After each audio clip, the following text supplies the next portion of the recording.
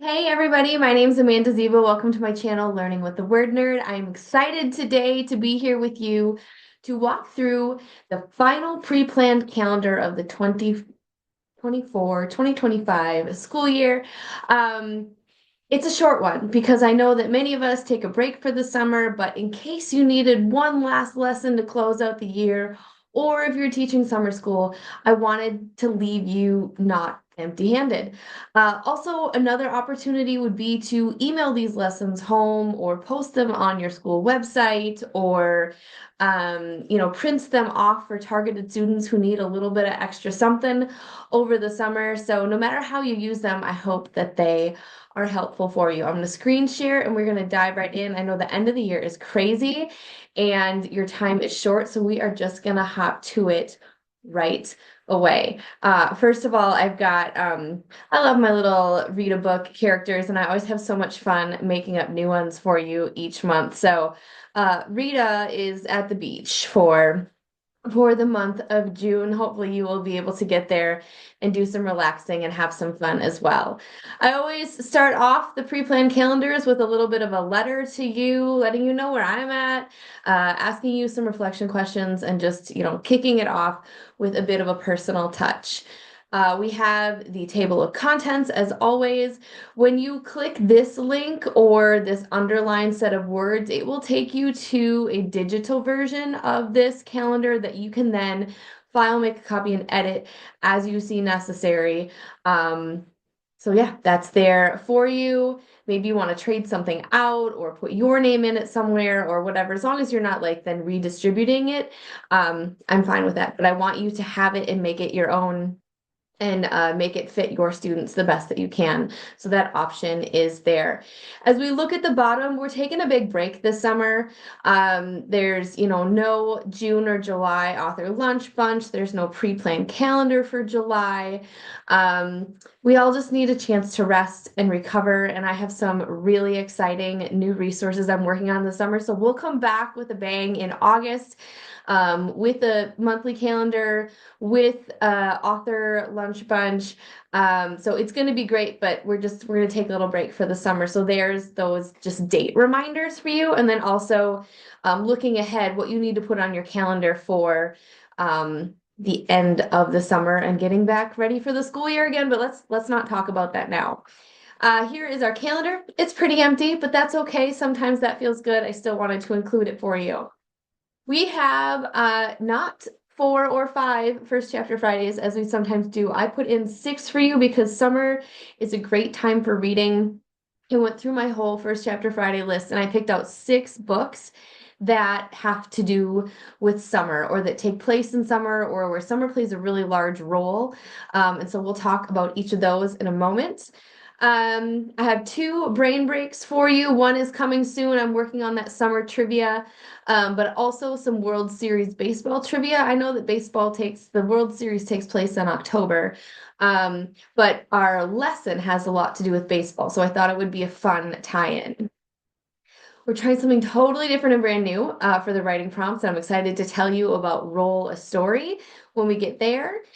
For the lesson, it is one lesson, but it is a 6-day multi-lesson lesson with like layer upon layer of awesomeness. It's called The Wind Up in the Steel. It's a brand new short story that I wrote just for you guys. And I'm super excited to tell you about it and about all of the things that you can do with it when we get to that part. Our additional resources this month are a list of reading recommendations. The 2 curated lists that I've pulled for you are books that take place in another country and books about characters trying to make a team. I don't know about you guys, but like my summer is comprised of youth sports and family trips. And so these 2 topics felt very relevant, and hopefully your students will find the same thing. And then the last thing in this pre-planned calendar is a look ahead at the author lunch bunch lineup for the 2025-2026 school year. I am just enamored with the people that we have already got committed. We have like 6 of the 10 spots already filled, and I can't wait to tell you which authors will be joining us. So let's first get into the first chapter Fridays that all have to do with our favorite season of summer. First up is a book called Little Blog on the Prairie by Kathleen David Bell. And this story is about a girl whose mom has decided they are all going to go to pioneer camp for the summer. Imagine living like Laura Ingalls Wilder, Little House on the Prairie, for an entire summer with your whole family. They're like cooking the meals, they're washing the laundry in the tubs, there are chickens, there are, no electricity. She's not allowed to bring her cell phone or any electronics, except that she does. The main character in this book has very bad acne, and so she convinces the her mom to convince the lady who runs the camp, like, I know they didn't have acne medication back in the 1800s or whenever we're pretending to live, but like this is really important to her. We can't go into the school year next year with terrible skin. Please, please, please let her bring this acne medication. And in the box, she says yes, and in the box, she sticks her cell phone. She can't take a charger, so she has to make that cell phone, that single battery, last the entire summer. And like once every few days, the main character turns on her cell phone and she sends a text to her friends back home. Just one like pithy little line, something funny that has happened that day, or like, OMG, I can't believe, fill in the blank. Little known to her, her friends then turn this into a blog and they're sharing her experiences online as they come in. It catches the attention of like a reality TV show, like, and it just spirals and spirals and spirals. And this book is funny. It's got some unexpected friend drama. It's got some family drama. Nobody's really loving Pioneer Camp. And so if you're looking for a summer story that's just a little bit different, this is kind of an unsung hero. Like not many people know about it, but it is a great book. The first Chapter Friday video also includes an interview with the author, Kathleen David Bell. The second book that I want to tell you about is called Two Night Owl from Dogfish. It's got two authors. Each of the authors takes the perspective of one of the characters. And I love this book for a bunch of different reasons, but one of the coolest things about this book is it isn't told entirely in letters. Some are emails, some are handwritten letters, some are text messages, but it's the two characters talking back and forth to each other for an entire summer. They first start living in two separate places, but they quickly find out that their dads are dating.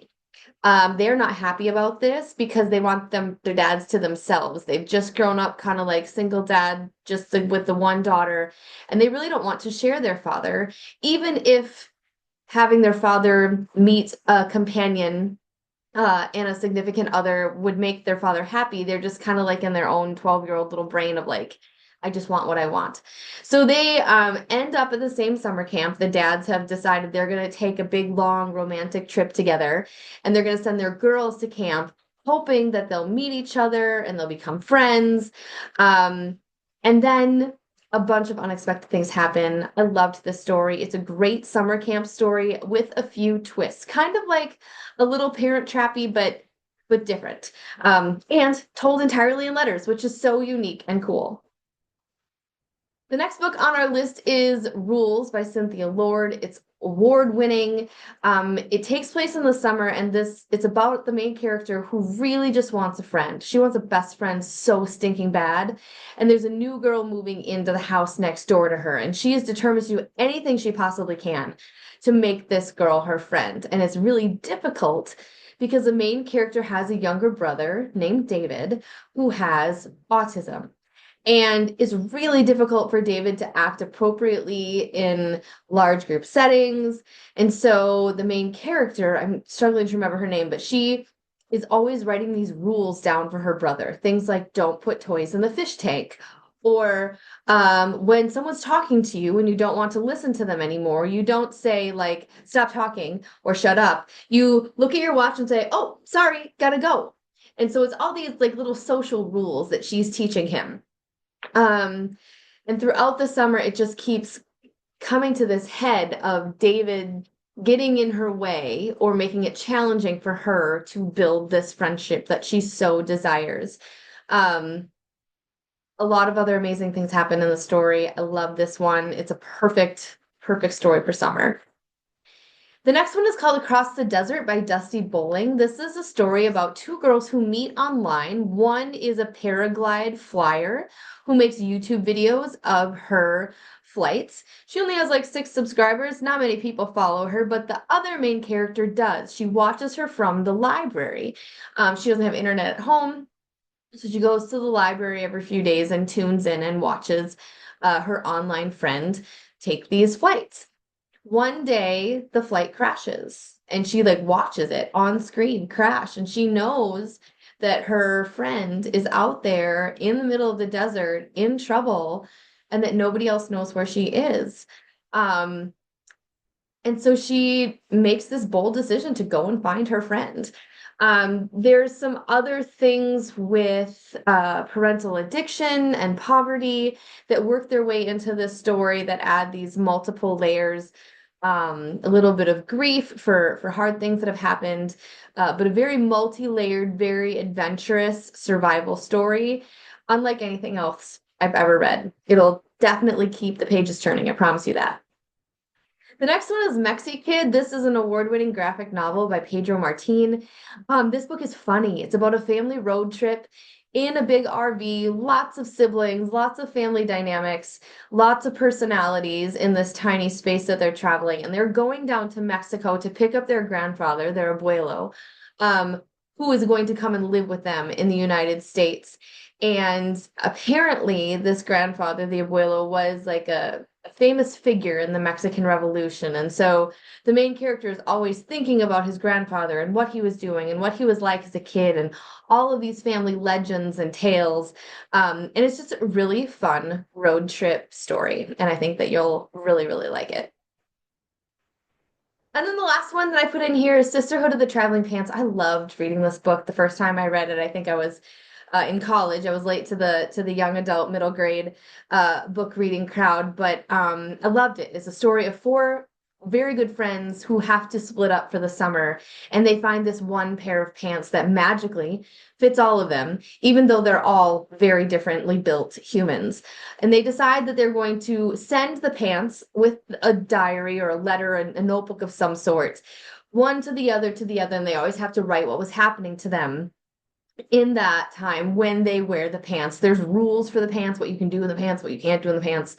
Um, and it's a really fun summer friendship story.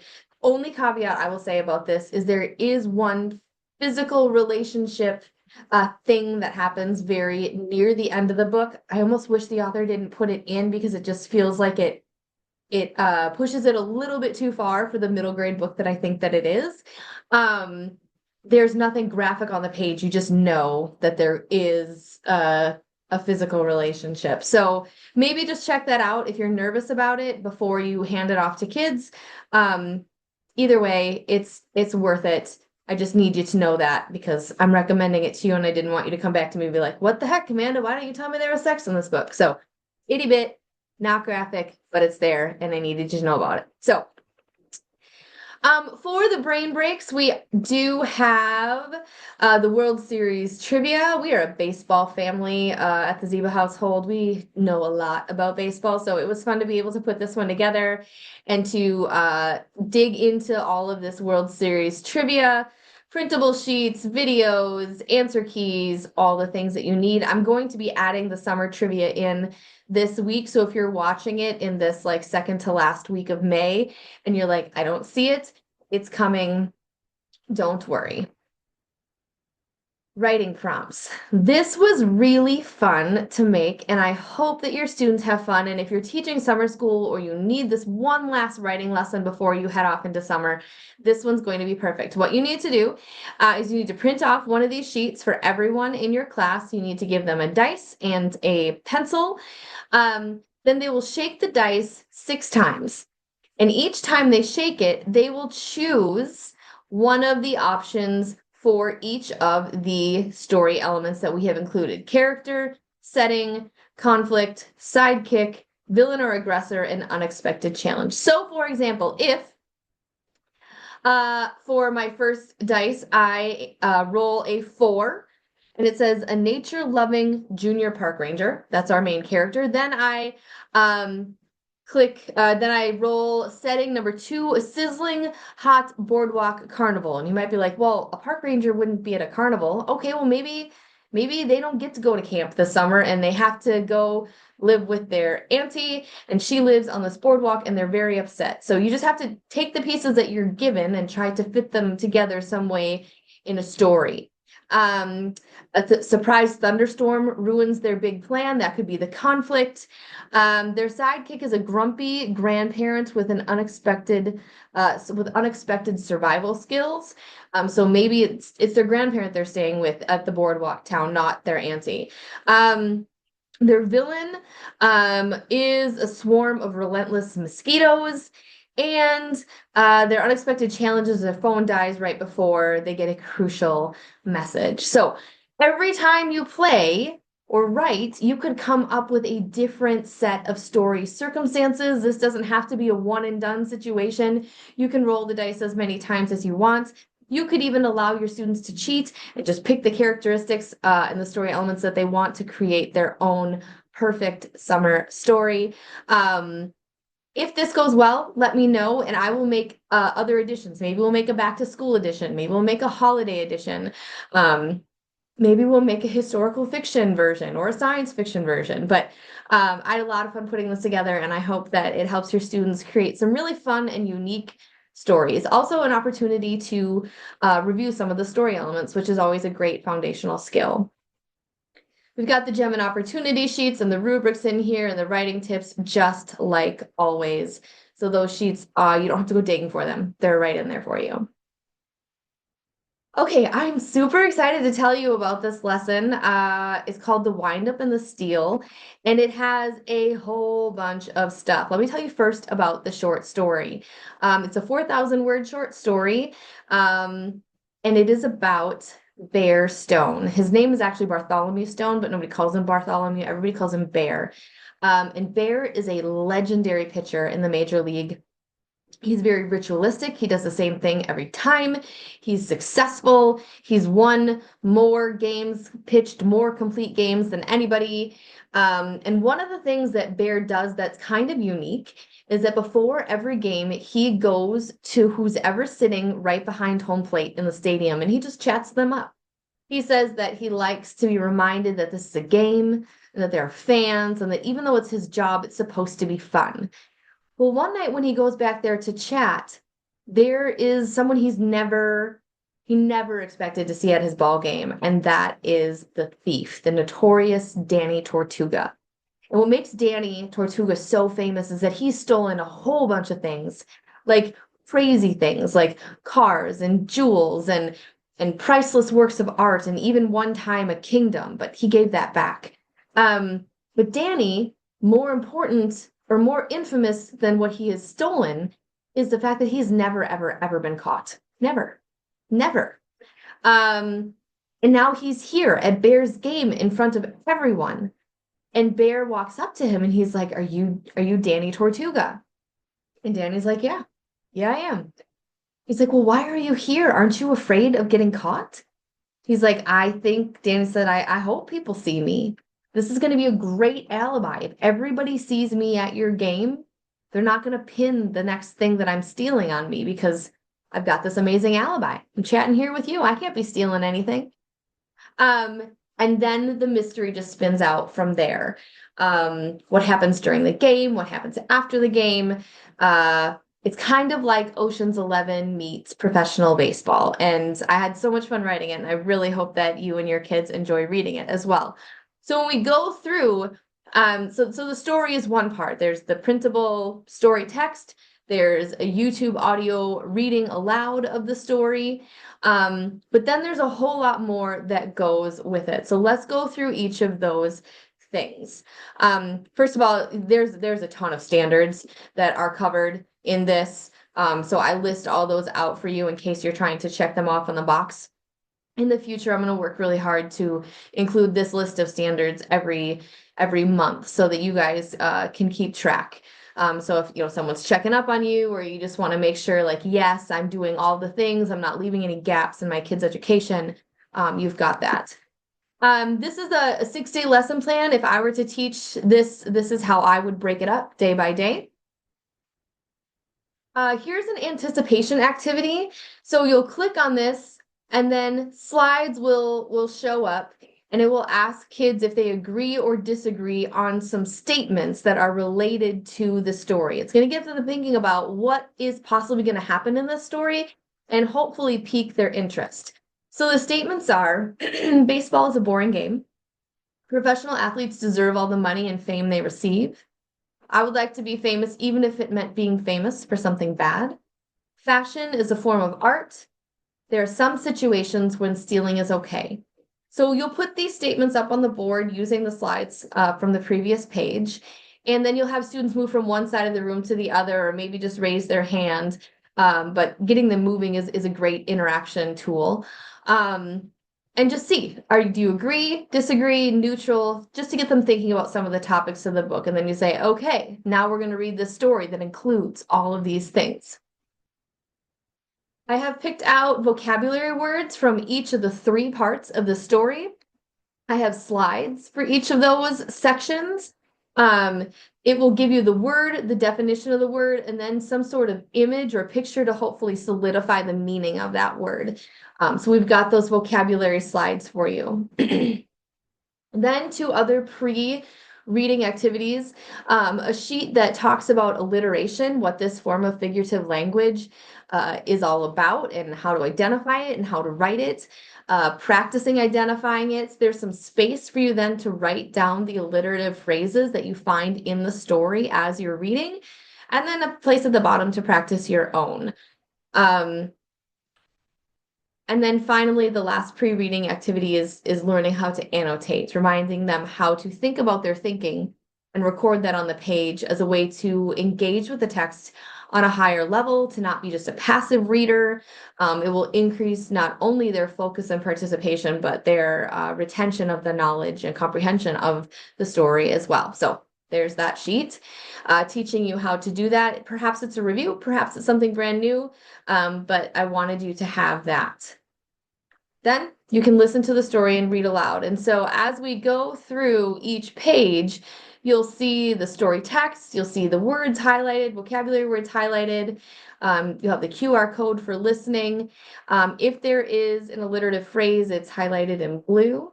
So you can go all the way through the story. At the end of each section, it'll say like end of part 1, and then it'll be like part 2, start of part 2.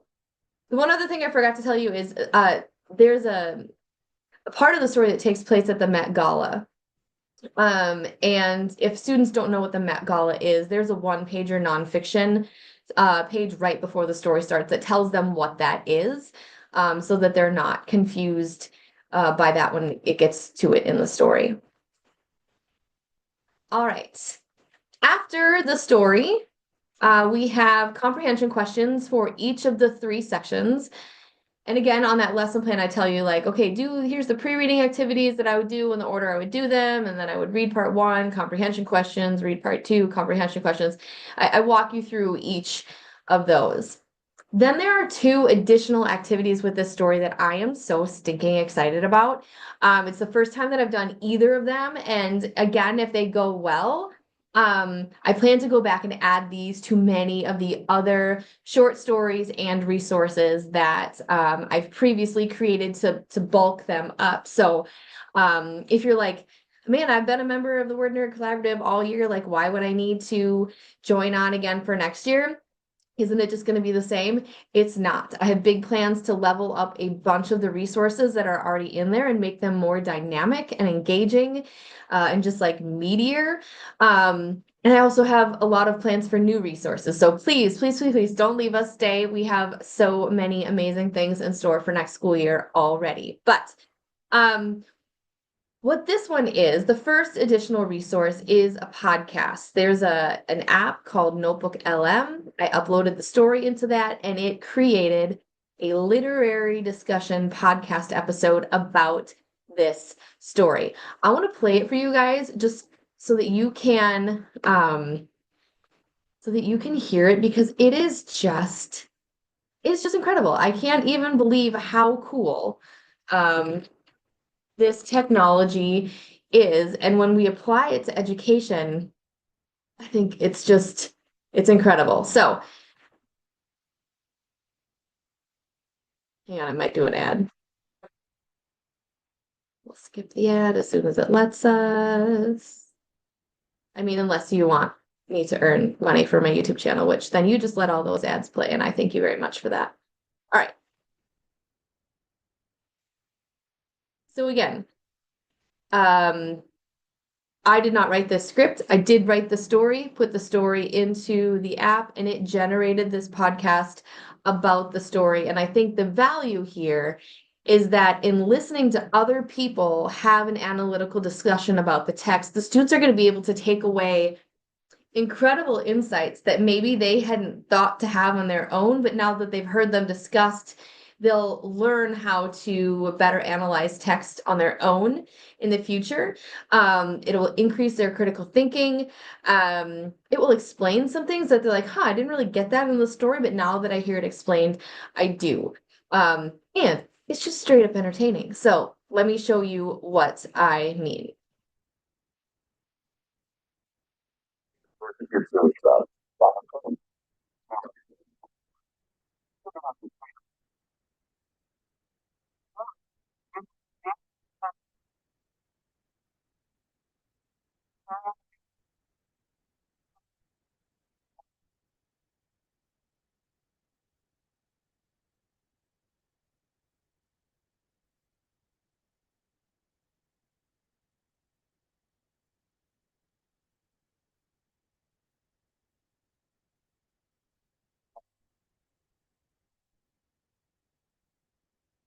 Isn't that cool, you guys? I think it's the neatest thing.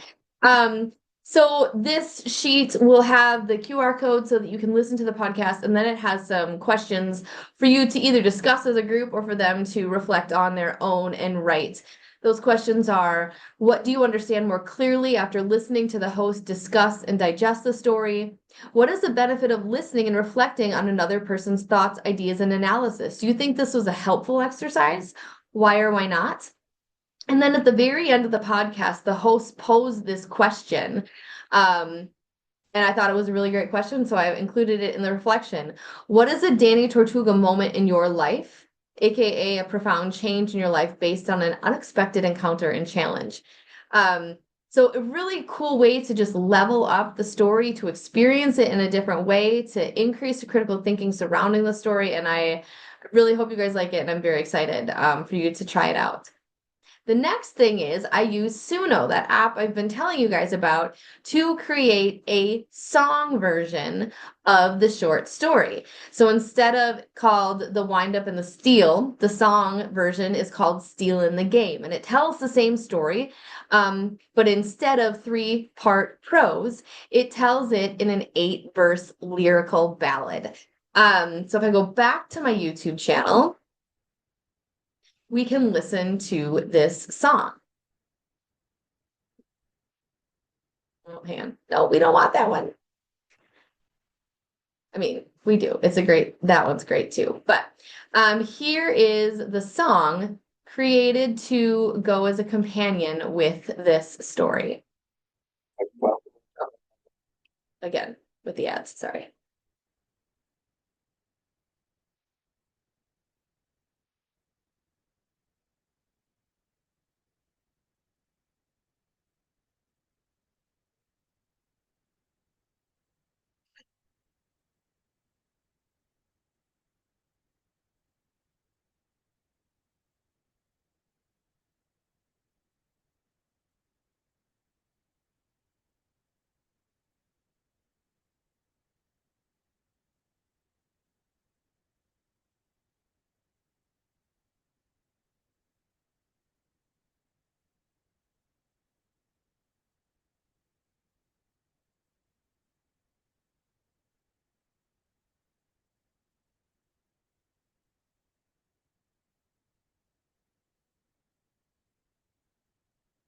So, really cool, I think. Again, another amazing application of AI and technology to take these educational resources and level them up.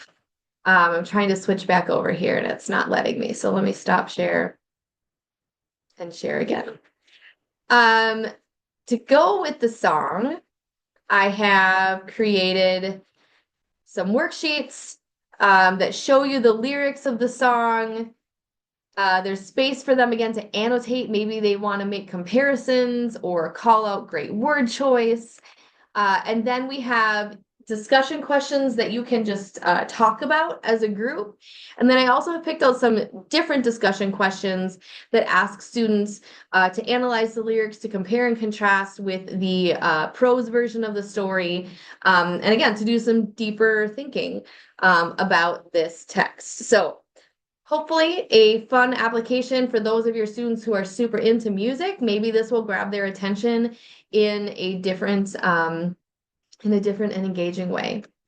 Finally, to close out this unit, we have 5 creative writing prompts that take the story in a different direction, a further direction, allowing the students to use their imagination and imagine what happens next, practicing different writing formats and skills, predicting, acting as a reporter, writing your own podcast, interview, writing your own song. So lots of great fun options there. You could pick the one that you like best, or you could let students choose. I always feel like offering choice yields better results, but if 5 is too many, just narrow it down to 3, or 2, and then let them pick from there. And then, as always, I've included some rubrics for you. All right, we're going to close up with our recommended reading list, our curated reading list. All of these books take place in another country. So even if you don't get to travel yourself, you can vicariously follow along with all of these characters. And then making the team, all of these books have to do with sports, with the exception of Percy Jackson. I feel like it's kind of like a making the team vibe for him, even though it's not an athletic situation. So, and then drum roll please, here is who we are going to be meeting with next school year for the Author Lunch Bunch series. We have a few spots to fill in yet, but I have emails out and I'm really fingers crossed that I'm going to get some more amazing authors. But in August, we'll be talking with Margaret Peterson Haddix and Sangu Mohandana. September, Jordan Sonnenblick, the author of Drums, Girls, and Dangerous Pie.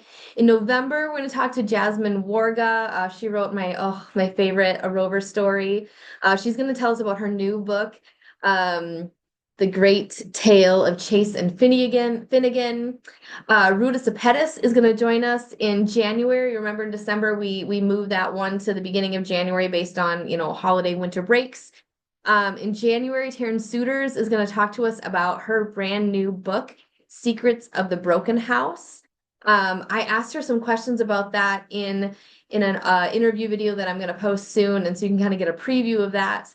In March, we're going to talk to Christina Wyman, who has lots of books, but specifically we'll talk about her graphic novel Breakout. And then to close out the year, we'll talk with the Newbery Honor Award-winning Kate O'Shaughnessy. She wrote The Wrong Way Home that won the Newbery Honor in 2024.